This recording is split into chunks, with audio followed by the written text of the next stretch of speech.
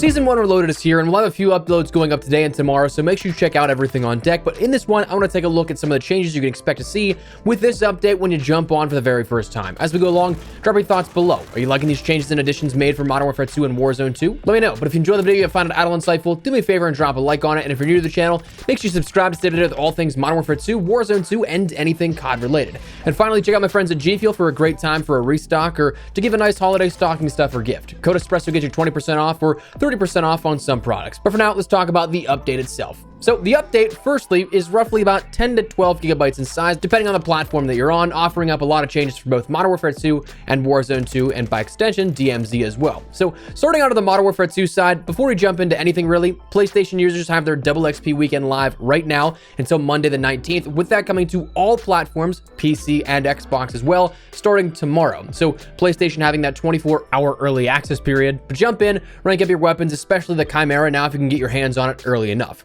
Now, we have, in terms of content, the returning map of Shipment, the classic map for chaos and all-out action, with differences compared to what we saw in Modern Warfare 2019, that we can no longer climb the crates to add a second level of play and verticality to that. So there's some lines of sight that are more obstructed than what we also saw in Modern Warfare 2019. Bear that in mind, but if you got camos, this is going to be your best friend. Me, I'll probably be living here the next couple of days, finishing out my polyatomic grind. Now, next we have raids introduced, and there's a lot to be said here, and full transparency. Honestly, as of recording this and as of the update going out, we won't know the full extent of this here until at the earliest a few hours after the raid is live. From a call that myself and other creators had with Infinity Ward about the update, this will last about 2 hours in duration. So once you gain access, you have about 2 hours to play through before you know everything that's going to happen. So we'll run through this in a full guide and break down everything here in the next 24 to 48 hours with a comprehensive raid guide and everything like that. But for right now, just know that there's a bit up on deck. Raids, of course, is that episodic continuation of the campaign, mixing combat and puzzles for 3-player teams. Now, one thing to mention is that there is no matchmaking, so you enter into the raid with whoever you party up with. And according to the in-game descriptions here, it seems like it will require 3 players. It's not something you can kind of go in at a disadvantage and end up going in solo or with a duo. But to unlock the raid itself, you have a handful of different ways via daily challenges for MP or Spec Ops that gives you a raid key, placing top 20 in any Warzone Battle Royale playlist, or exfilling with at least $30,000 in cash in that final exfil chopper, which that one, in theory, I think might be the toughest just because how many people may be going for it. And plus, final exfil can always get a little crazy. But once you obtain that key, you can end up using it for an entire week. You can play through as many times as you'd like and with whoever you'd like. Completing it once unlocks that veteran difficulty, but for those that are interested in replayability, it actually is encouraged because reward drops are randomized, and completing the raid multiple times will unlock multiple different rewards, including some exclusive to veteran. Now, that said, beyond that, we have the new weapon of the Chimera, which is the new assault rifle added in the mix. It's available to grab via DMZ, MP, or weapon bundle. In DMZ, it's found in the new area of Building 21. And then in multiplayer, we actually do have a challenge associated with it here with that, where you have to get 2 operator kills with assault rifles in 15 separate matches. So that's something that preliminarily we don't know if you can get 2 kills, back out, and just kind of speed run it. I would assume that's the case. That's what happened in Modern Warfare 2019. But at least this time around, we do have a multiplayer challenge associated with it. We have the new operators of Gaz as well as Klaus. Gaz being obtainable by completing the raid here in Modern Warfare 2, and then Klaus being a store bundle, but also Gaz having one as well. Now, for things that we haven't been able to talk about just yet, let's talk about tuning and quality of life. Firstly, the weapon tuning here on the Modern Warfare 2 side of things. For a few general notes, the Akimbo P890, X12, Basilisk, and 50GS have all received a damage reduction against armored opponents, and have fixed an issue causing shotguns to inconsistently display the broken armor hit markers. Then going into specific weapon values and everything like that, starting with the rifles, the Kastov 74U saw a small reduction to the close damage, 3 hits to kill now required with at least 1 chest hit. The Kastov 545 saw an increase to the muzzle velocity, small damage decrease to the hip spread, increase to the close damage, and increase to the chest damage multiplier.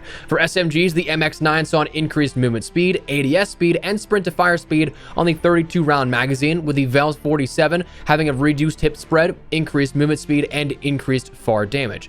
Buffs to both those. The pistols, the Basilisk ended up seeing added muzzle attachment usage on the FTAC arrow barrel. The 50GS pistol ended up seeing a reduction in hip fire spread, an increased 1-hit headshot range, increased to the damage range, and increased to the neck and upper shoulder locational damage multipliers, an increase to the bullet velocity, and an increased damage range on the SA Longshot 50 and SA Tyrant 50 barrels. The shotguns overall can now no longer kill fully armored players in one shot, and the Expedite 12 now has a guard category including the TV CF40 guard, the AZ40 shot guard, and the Azarov T15 guard. The melees, the Riot Shield, got some changes here that might frustrate some players. It reduced the movement speed, it reduced the melee damage to a 3-hit kill now, which is interesting and going to be really tough for some of those camo challenges. The shield movement animation apparently had an improvement, and there's now a longer switch time pulling out throwing knives when riot shields are equipped. The launcher then finally rounding things out with the weapons. The Joker missiles now no longer land out of bounds when targeting a wall on the edge of the map, and it improved the thermal readability when aiming in. For quality of life, there's a lot of stuff that you might not ever really notice, or things that were fixed out that you might not really ever notice. I'll leave a link down there in the description to the full patch notes, but just so we're not reading off every single one of these 100 bullet pointed items, we're going to go over some of the more pressing ones. The first one to me is ally visibility. The big thing that I come in contact with a ton in gameplay, especially when it's like tier 1 or something like that, I'll end up seeing my teammates' names over top of enemy nameplates. Whereas I think it's a teammate, it's actually an enemy, and I lose a gunfight, or and sometimes just don't even engage in one because I think it is a teammate. Now, this is something that was adjusted here where ally nameplates disappear when an enemy is in the direct path of an ally to prevent mistaking enemies for allies. And in tier 1 in particular, this change only applies when allies are behind Geo, which is where I think it was very problematic in tier 1 in particular beforehand. So that should hopefully address and help out in some of those gunfights that may be problematic otherwise. Weapon tuning for attachments, we saw most beneficial tuning value magnitudes being increased and harmful tuning decreased. So giving more so net positives, whereas there could be net negatives on most tuning scenarios. The LA Thieves CDL skin, that was something that was the Rose 2.0. That's been adjusted now where the sort of backpack and straps are defined now with the red accents of the team, rather than beforehand it was just an all black skin. So it would fit very well into different shadowed areas. Tier 1 in particular fixed an issue where the minimap was not always appearing or staying up when calling in a UAV or advanced UAV. Had that plenty of times where you'd call it and then like 1 or 2 sweeps by and your minimap would go away. But on maybe some of the more so larger quality of life changes, the XP tokens menu has now been changed to display how much time left is on your double XP tokens in the lobby screen. And XP tokens can now be equipped in the pause menu while in-game. And finally, XP tokens can now no longer be accidentally activated during double XP events. So definitely some very big helps there in terms of the double XP tracking, and is nice, especially that in-game feature. That was a very unsung but positive change that was made to Warzone in the Vanguard year of support, but then was kind of abandoned with Modern Warfare 2 here. Now, additionally, players who join a game in progress will now no longer have their loss count if their team loses that match. That was a bug that was persisting all throughout Season 1. Attachments now have a tuning icon on them in preview, indicating which ones can be tuned and which ones cannot. Acquiring a new blueprint will now display a pulsing dot next to the associated weapon and gunsmith, and various issues with weapon and attachment unlocks and progression have also been addressed, including the stats display. But one thing to note here with that stats display is that doesn't mean that we have detailed statistics on weapons anymore. Rather, what it says that it does in terms of net positive, net negative, sometimes that just would not show up for the description of attachments in Gunsmith. So that's what that's referring to, where it should fix all of that out now. Whereas I guess we can still make the case of, hey, can we have detailed stats? But right now, that's not the fix that you might think it is in terms of adding that in. Now, beyond that, we saw some small changes to these social features, merging the party and friends tabs together, switching up some things in terms of player card widgets and all kinds of stuff like that.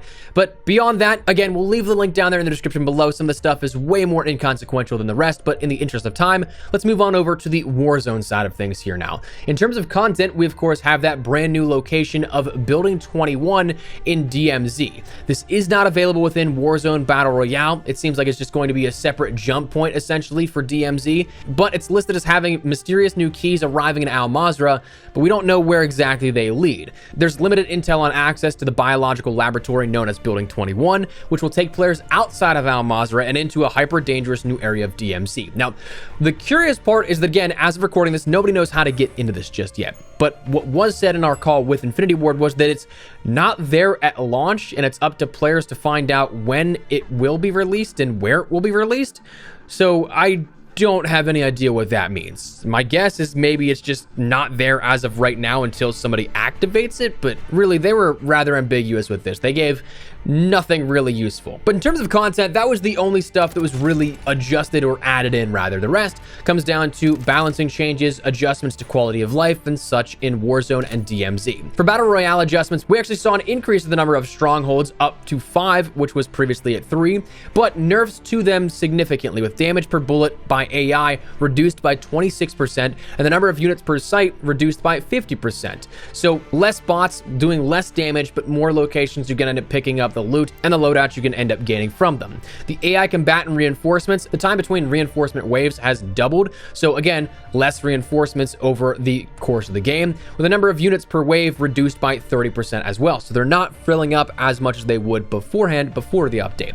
And the black site, the AI combatants now have additional armor, but rewards are an upgraded version of the Stronghold UAV, which will sweep twice as far and about 30% faster. For DMZ, we saw cash values adjusted where the general changes to valuable items were changed out, and we saw the cash rewards for contracts get changed. The container spawn rates increased self-revives, gas masks, and field upgrades and first aid kits. There was increased plate carriers, backpacks, and field upgrades and weapon stashes, with a decrease in electronic components in computer towers, decreased toothpaste in medical cabinets, and decreased number of items found in black markets. Now, there's a new thing called the plea for help, where eliminated players are now able to request help from enemy players, resulting in them joining the enemy squad as a new member. So taking that assimilation and then mixing it with a revive mechanic. XP tokens can now be activated in that main lobby menu. And one interesting thing is that if you successfully extract multiple times in a row, players will actually jump in with random perks for their next infills. So interesting in that regard and what that will be.